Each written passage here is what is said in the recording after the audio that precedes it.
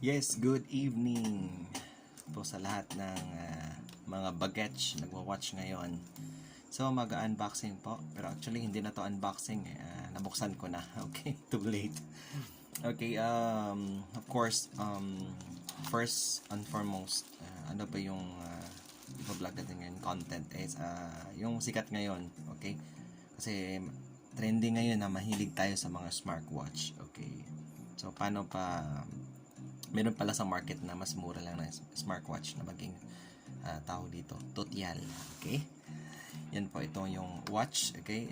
Sikat to sa tawag na Y68. Okay, watch. Okay? Ano ba yung description ito? Yes, it's SC-Y68 watch, waterproof smartwatch. Nabili ko lang sa Shopee. Okay, ito yung price po niya is 210, delivery 100, so 310 po yung nagasto ko. Okay? Ito yung watch. Buksan na natin. Walang pantumpik-tumpik. Ano ba yan?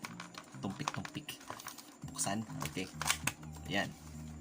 Ito yung watch. Ayan. Yung paperwork na iwala ko. Okay. Another vlog na lang paano mag-connect sa cellphone. So, pero ngayon, paano ba mag-charge ng Y68 na watch na to on the market? 310 lang sa Shopee. Okay? Grab one right now. Nag-endorse pa.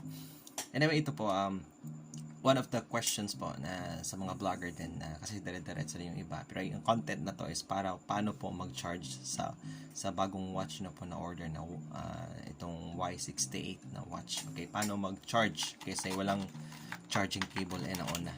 Okay, na-charge ko na kasi. Guys, pag pili nyo, pag wala pong power, don't worry po. Charge nyo lang po at 2 hours. Basta magka-power yan. 2 hours kasi yung sinabi dito sa instruction. So, walang cord, baka nakita nyo walang cord kasama na charge. So, magtataka kayo walang kasama siyang cord para i-charge. Paano i-charge to? Yun ang tanong. So, kailangan nyo lang po ng power brick sa mga cellphone nyo. Okay? Ganito lang po yan kasi may USB port po yan So, ipasok mo lang po yung yung parang ganito, yung parang dalawang copper. Okay? As you can see in my camera, nagpo-autofocus na And so, pasok mo lang po dito, tsaka, yan. Okay. Yan po. Ito yung power brick po niyo sa cellphone niyo po. Okay.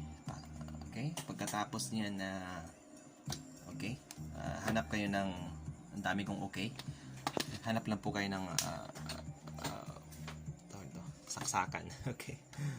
Yan. Nagbabibrate na yung cellphone ko. Yan.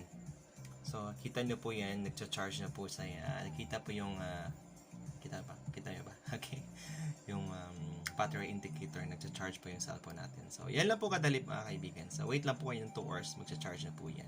Tatanggalin ko lang kasi pa naman lobat Yan po, so napakadali po. Yan po ang yung Y68 na watch. Paano i-charge? Okay. So, no worry na po dyan. Yan lang po. So, another vlog na lang po kung paano magko-connect po yan sa